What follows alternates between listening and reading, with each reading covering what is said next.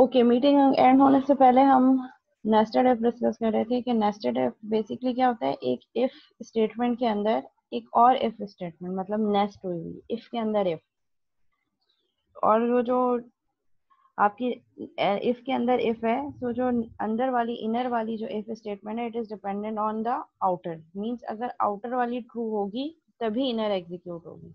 सो inner की execution is dependent on the execution of outer one. If outer one is true, अगर जो outer वाली loop है, अब वो जो हमारे पास इफ स्टेटमेंट है वो ट्रू है, तभी जो है इनर वाली जो इफ है वो एग्जीक्यूट होगी।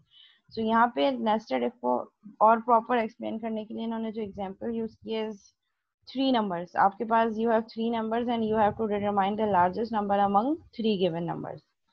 ठीक है, तो इसको हम देखते हैं कि इसका हम एल्गोरिथम और फ्लो चार्ट कैसे डिजाइन करेंगे। ठीक है, थोड़ा सा ये लॉजिकल है, तो कोशिश कीजिएगा कि स्टार्ट से ही आप लोग सिंक रहे हैं, और जो चीज़ समझना नहीं आए काइंडली वो आप चैट पे पूछ सकते हैं। ठीक है, तो सबसे पहले हमारे पास होगा स्टेप वन। स्टेप वन में हम क्या कर रहे होंगे? Step one is that input n1 n2 and n3। Number one, number two and number three हमने इनपुट ले लिए थे, तीन नंबर, क्योंकि हमें तीन नंबर में से ग्रेटेस्ट नंबर बताना है कि तीनों नंबर में से ग्रेटेस्ट नंबर कौन सा है। ठीक है, अब हमें क्या करना पड़ेगा? दो नंबर्स को आपस में चेक करवाना पड़ेगा। पहले हमें चेक करवाना पड़ेगा कि क्या n1 n2 से बड़ा है। अगर ये ट्रू है तो फिर चेक करो कि क्या n1 n3 से भी बड़ा है, तभी n3 सबसे बड़ा होगा। ठीक है, सो अब हम यहाँ पे कंडीशन वन इज n1 को चेक कर रहे हैं हम सबसे पहले। सो हम n1 को किससे कंपेयर करवाएंगे? n2 से। चेक करो कि क्या n1 बड़ा है n2 से। Then if this condition is true, यानी कि अगर n1 n2 से बड़ा है, तो चेक करो कि क्या n1 n3 से भी बड़ा है। ठीक है, if this condition is true, so then again एक इफ स्टेटमेंट जिसमें आप चेक करो कि क्या n1 n3 से बड़ा है। If this statement is also true, यानी कि n1 n2 से भी बड़ा है एंड n1 n3 से भी बड़ा है। अगर ये दोनों कंडीशंस ट्रू है तो मैक्सिमम नंबर क्या हो जाएगा? n1, यानी कि n1 n2 से भी बड़ा है और n1 n3 से भी बड़ा है। तो मैक्सिमम में क्या वैल्यू डाल दो? n1 की, यानी कि सबसे बड़ा नंबर कौन सा है? n1, क्योंकि इसने फर्स्ट स्टेटमेंट को भी सेटिस्फाई किया है और सेकंड स्टेटमेंट को भी। फर्स्ट स्टेटमेंट क्या कह रहा है कि नंबर वन बड़ा है नंबर टू से।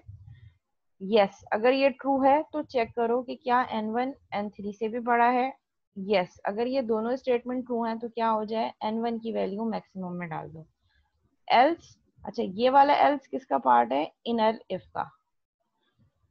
अब हम इस उसमें हैं कि अगर n1 n2 से बड़ा है, यस, तो चेक करो कि क्या n1 n3 से भी बड़ा है।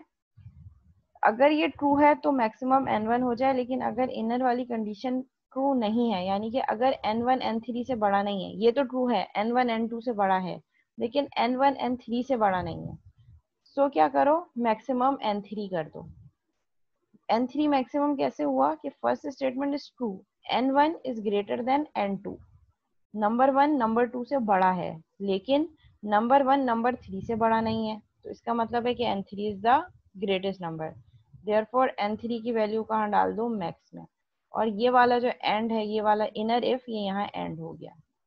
अब हम जाते हैं कि अगर यही कंडीशन ट्रू नहीं होती जो फर्स्ट वन है, यानी कि अगर n1 n2 से बड़ा है ही नहीं, तो ये यहाँ अंदर ही नहीं आएगा। यहाँ तो ये तब आएगा ना जब ये कंडीशन ट्रू होगी। ये ट्रू होगी तब यहाँ आएगा, जब ये ट्रू ही नहीं होगी, यानी कि अगर n1 की वैल्यू n2 से बड़ी नहीं है, तो क्या करो? यहाँ आ जाओ, एल्स। एल्स चेक करो। अब ये हो गया कि n1 n2 से बड़ा नहीं है, यानी कि n1 is not greater than n2, यानी कि n2 बड़ा है n1 से। ठीक है, तो अब एल्स पे आओ, चेक करो इफ क्या नंबर टू नंबर थ्री से भी बड़ा है। ये जो नंबर टू है ये नंबर थ्री से भी बड़ा है। अगर ऐसा है तो मैक्सिमम नंबर n2 हो जाए, नहीं तो एल्स मैक्सिमम नंबर n3 हो जाए। एंड इफ कर दो, ये इनर वाला इफ एंड हो जाए, और ये वाला जो मेन वाला इफ है ये यहाँ एंड हो जाए। और यहाँ पे आने के बाद प्रिंट कर दो the largest number is max, तो अब तक जो लार्जेस्ट नंबर होगा वो प्रिंट हो जाएगा।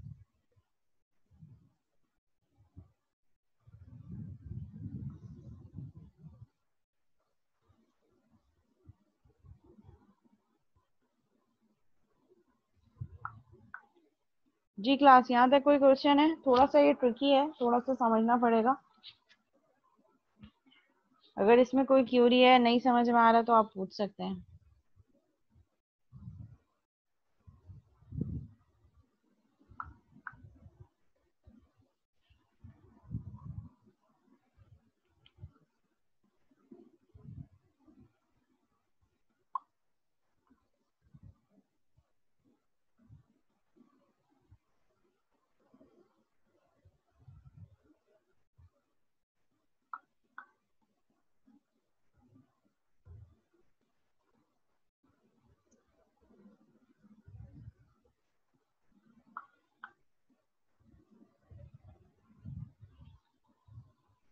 जी क्लास क्लियर है यहाँ तक?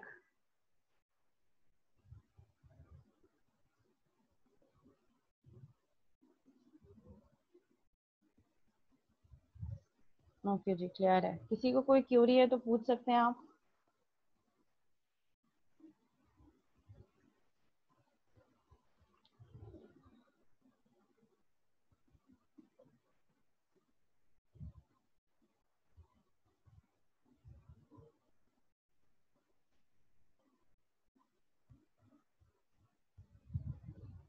मैं ये एक्सपेक्ट करती कि ये क्वेश्चन आना चाहिए कि N3 की कोई कंडीशन क्यों नहीं है।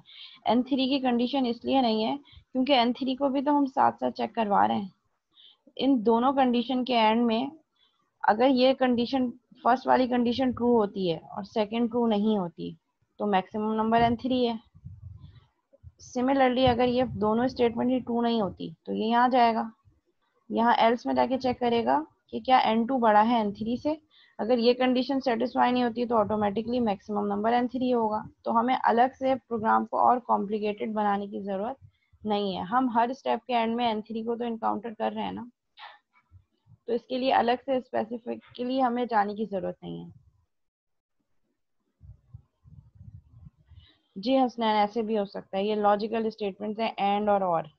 ये जब हम रिलेशनल ऑपरेटर पढ़ेंगे वहां पे देखेंगे कि हम एक से ज्यादा एक्सप्रेशंस को लॉजिकल ऑपरेटर्स एंड और नॉट के थ्रू भी कर सकते हैं। ये जो आपने यहाँ पे यूज किया है, if N1 is greater then N2 and, तो ये लॉजिकल एंड है। तो हम ये स्टेटमेंट लॉजिकल एंड के थ्रू भी कर सकते हैं। अच्छा, नंबर 4 भी हो तो फिर उसके लिए हम फिर एक और इफ स्टेटमेंट भी नेस्ट करेंगे। If N1 is greater then N2, N1 is greater then N3 and उसके अंदर एक और इफ आ जाएगा, N1 is greater then N4। तो ये जितने ज्यादा नंबर आते रहेंगे उतना ज्यादा कॉम्प्लिकेटेड होता चला जाएगा और उतनी ज्यादा डिसीजन स्टेटमेंट्स बढ़ती चली जाएंगी और उतनी ज्यादा इफ के साथ इफ नेस्ट होता चला जाएगा। और फिर इफ के साथ आपको फिर एल्स भी देना पड़ेगा, तो वो और कॉम्प्लिकेटेड होता चला जाएगा। जी, कोई और सवाल?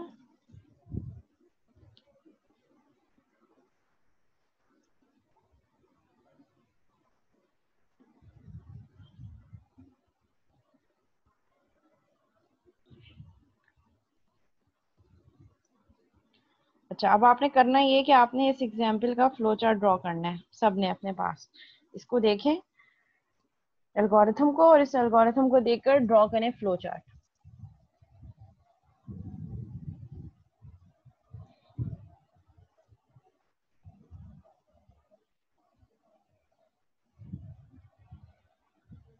वो भी हम ऐसे ही करेंगे, greater than is equal to, less than is equal to, algorithm write down करेंगे और उसके अकॉर्डिंगली फ्लो चार्ट ड्रॉ करेंगे।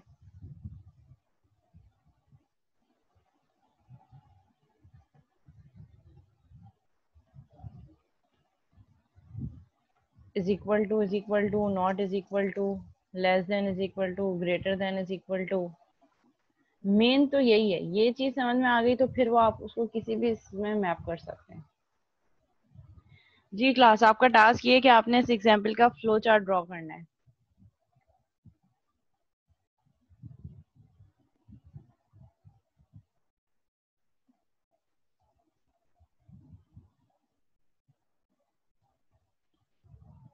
फ्लो चार्ट किस पर बनाना है? गुड क्वेश्चन है। काम ये करते हैं कि किस पर बनाए, पेपर पे बनाए पेंसिल से या पेन से, और उसका फिर स्क्रीनशॉट यानी कि पिक्चर लेके, उसकी पिक्चर लेके जो है वो आप फिर सबमिट करवा दें। नहीं, वर्ड पे नहीं बनाएं, वो बहुत मुश्किल होगा, पेपर पेन पे करें, उसकी पिक्चर लेके एलएमएस पे अपलोड कर दें।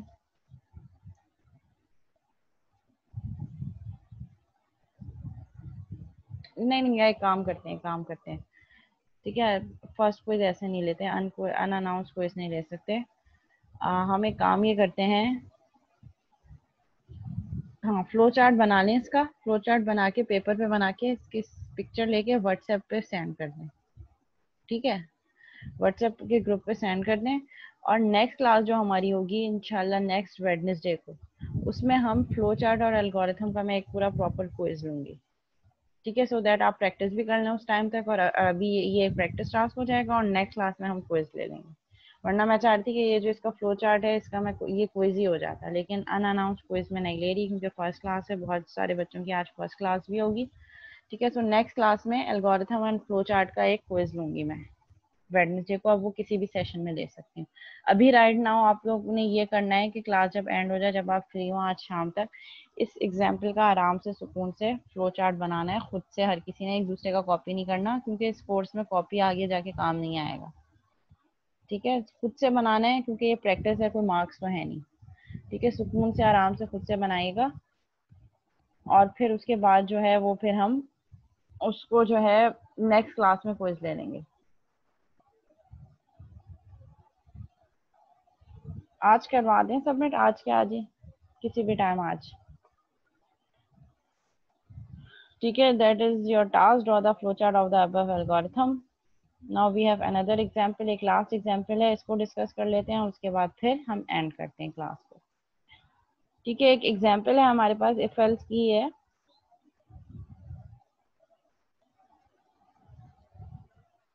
अभी तक कुछ नहीं पता, जब नोटिफिकेशन आ जाएगा कि कब से कैंपस स्टार्ट हो रहा है, फिर उसी के अकॉर्डिंगली फिर हम वर्क करेंगे। अभी तक कोई नोटिफिकेशन नहीं आया।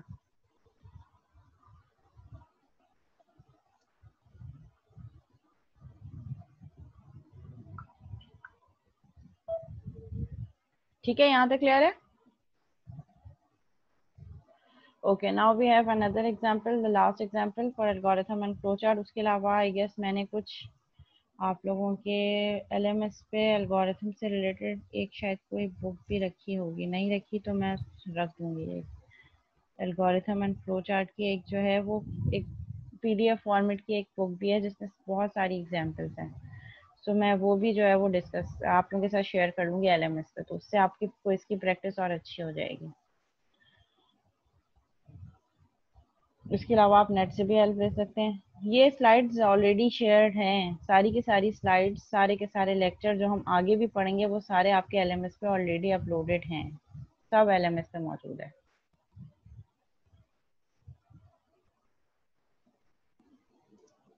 ठीक है। लास्ट एग्जांपल है हमारे पास, write an algorithm and draw flow chart. हमें एल्गोरिथम लिखना है और फ्लो चार्ट ड्रॉ करना है। एग्जाम्पल क्या है, read an employee name, employee का नेम आपने रीड करवाना है, यानी कि इनपुट लेना है। ओवर टाइम आवर्स वर्क, उसने कितना टाइम ओवर टाइम काम किया है, एंड आवर्स एब्सेंट, और कितने टाइम वो एब्सेंट रहा है। ये तीन चीजें इनपुट लेनी है, नेम, एम्प्लॉय का नेम, ओवर टाइम उसने कितने घंटे काम किया है और कितने घंटे वो एब्सेंट रहा है। और इसी इनपुट की बेसिस में आपने बोनस पेमेंट को कैलकुलेट करना है, और बोनस पेमेंट का जो फॉर्मूला है वो नेक्स्ट स्लाइड में गिवन है, ये है, ठीक है। फॉर्मूला आपने क्या, पहले एम्प्लॉय का नेम इनपुट लेना है, उसका ओवर टाइम और उसके एब्सेंट, ठीक है। उसके बाद आपने ये फॉर्मूला लगाना है, over time minus 2/3 multiply by absent, यानी कि जितना टाइम वो एब्सेंट रहा है उसका 2/3 मल्टीप्लाई होगा उस जितने घंटे वो एब्सेंट रहा है, और वो उसके ओवर टाइम में से माइनस हो जाएगा, ठीक है। प्लस उसके बाद आपने क्या करना है, आपने चेक करना है कि अगर over time greater than 40 hours है तो उसको कितना पे करना है, $50, तो हम उसको 50 ही कंसीडर कर रहे हैं। अगर ओवर टाइम ग्रेटर देन 30 है but less than is equal to 40 hours है, अब यहाँ पे हमारे पास रेंजेस आ गई, तो $40 हमने उसको पे करना है। तो ये चार्ट है और इस चार्ट के अकॉर्डिंगली हम उसको पे करेंगे, ठीक है। तो इसका हम एल्गोरिथम देख लेते हैं। एल्गोरिथम क्या है हमारे पास, input name over time and absent, आपने नेम इनपुट लिया, ओवर टाइम और एब्सेंट इनपुट ले लिया। उसके बाद आपने ये फॉर्मूला लगाया। फॉर्मूला क्या लगाया? Over time -2 divided by 3 multiply by absent. आप चाहें तो इसको एक और वेरिएबल में रख दें और थ्रू आउट बार बार इसको रिपीट करने के बजाय, जैसे हमने स्क्वायर रूट में यूज़ किया था, इस फॉर्मूले की वैल्यू एक वेरिएबल में रखें और उस वेरिएबल को यहाँ पे यूज़ कर लें ताकि ये काम कैलकुलेशन जस्ट एक दफ़ा हो। ठीक है, अब आपने करना क्या है? फॉर्मूला लगाया, over time -2 divided by 3 multiply by absent, यानी कि जितने टाइम वो एब्सेंट हुआ है उसको, जितने घंटे वो एब्सेंट रहा है उसको मल्टीप्लाई करें 2 बाय 3 से और माइनस कर दें ओवर टाइम से। तो आपके पास जो टोटल टाइम आएगा वो क्या आएगा? उसका टोटल ओवर टाइम, तो उसने एक्स्ट्रा टाइम कितना काम किया है। ठीक है, अब आप क्या कंडीशन लगा रहे हैं कि अगर ओवर टाइम यानी कि इस फॉर्मूले की कैलकुलेशन के बाद जो टाइम आ रहा है वो ग्रेटर देन 40 है, तो उसको हमें कितना पेमेंट करना है? 50 पे करना है। एल्स इफ, अगर ऐसा नहीं है यानी कि ये कंडीशन ट्रू नहीं है और over time is greater than 30, then payment कितनी हो जाएगी? 40। एल्स इफ ओवर टाइम यानी कि वही फॉर्मूला अगर ग्रेटर देन 20 है तो क्या प्रिंट कर दो? 30। सिमिलरली एल्स इफ अगर over time is greater then 10 है तो क्या प्रिंट कर दो? 20। एल्स क्या प्रिंट हो जाए, यानी कि इनमें से कोई भी कंडीशन ट्रू नहीं होगी तो एल्स क्या हो जाए? 10 प्रिंट, हम उसको पे करेंगे। एंड इफ करें और स्टेप 3 प्रिंट कर दें, bonus for name is payment, यानी कि जो आपने पेमेंट इसकी कैलकुलेट हुई होगी depending on the if condition, जो इफ की कंडीशन ट्रू होगी उसी के अकॉर्डिंगली पेमेंट में वैल्यू असाइन होगी। और एंड में जाके आप प्रिंट करवा दें बोनस फॉर एम्प्लॉय का नेम आ जाएगा यहाँ पे, bonus for employee ABC is, जो पेमेंट हुई है वो पेमेंट आ जाए अकॉर्डिंग टू इफ स्टेटमेंट्स। अब एक काम ये करेंगे, आप मुझे अपनी अटेंडेंस सेंड कर दें।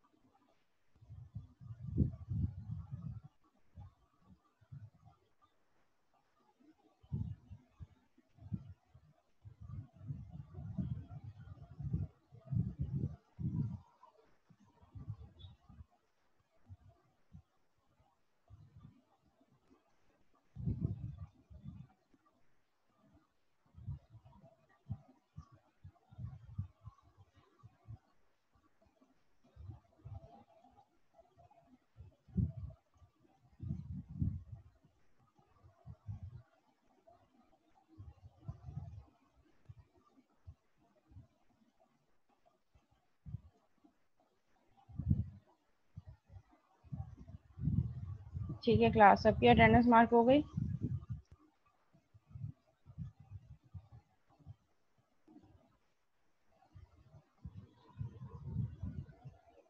ठीक है, इसका भी आपने फ्लो चार्ट ड्रॉ करना है अब एल्गोरिथम का। सो आपके पास दो प्रैक्टिस क्वेश्चंस हो गए, दो एग्जांपल्स हो गए जिनके आपके पास जो है वो एल्गोरिथम गिवन है इस स्लाइड में, आपने उसके फ्लो चार्ट डिज़ाइन करने हैं।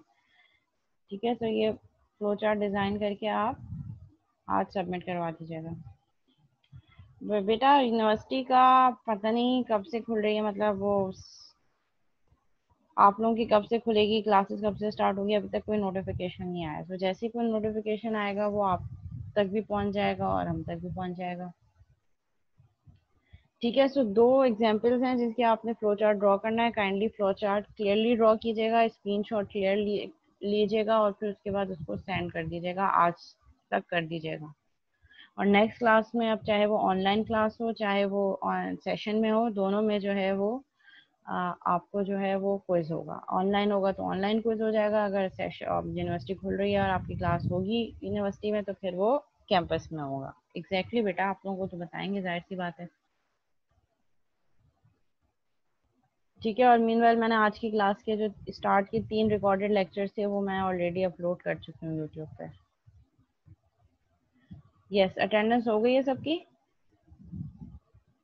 ठीक है, डेफिनेटली अब आप लोग जा सकते हैं। ये 2 एग्जाम्पल्स हैं, काइंडली इसके फ्लो चार्ट ड्रॉ करके खुद से सबमिट करवा दीजिएगा व्हाट्सएप पे। ठीक है, टिल देन अल्लाह हाफिज।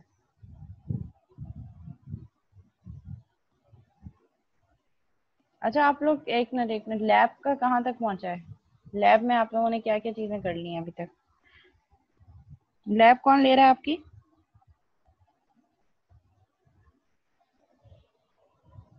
मिस इसरा। डेटा टाइप्स इनपुट तक आ गए हैं आप लोग, ठीक है। कुछ कोड वोड करना स्टार्ट कर दिया आप लोगों ने? चले, ये तो गुड हो गया। अब नेक्स्ट क्लास से हम भी जो है वो कोडिंग स्टार्ट कर देंगे।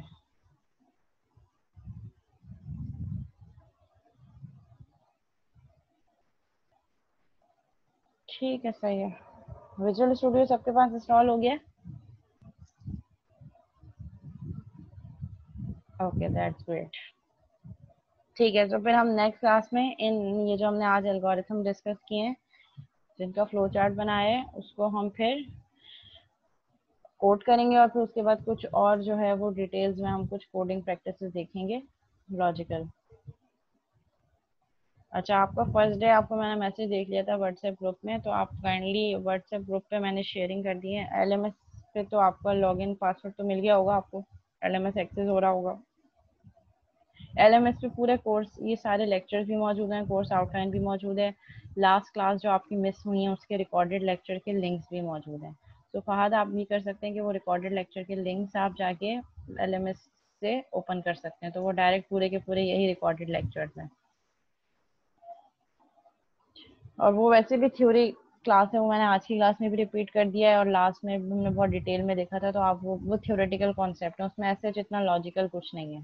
ठीक है, वो बेसिकल थ्योरेटिकल कॉन्सेप्ट हैं। अब जो फिर नेक्स्ट आज की क्लास में हमने थोड़ा सा कुछ कॉन्सेप्चुअल पढ़ा है, इफ पढ़ी है, डिसीजन स्टेटमेंट्स पढ़ी हैं, टेक्स्ट बुक भी वहाँ पे अपलोडेड है, सारी बुक्स सब चीज़ें, e books, each and everything is uploaded on LMS, और रिकॉर्डेड लेक्चर्स यूट्यूब पे अपलोडेड हैं। और आज की क्लास के भी जो 3 लेक्चर्स हैं, आज से पहले वाली 3 मीटिंग्स हैं, वो तीनों जो हैं वो मैंने अपलोड कर दी हैं। अगर आप हार्ड कॉपी ले सकते हैं तो बहुत अच्छी बात है, क्योंकि हार्ड कॉपी होना बहुत अच्छी बात है आपके हाथ में।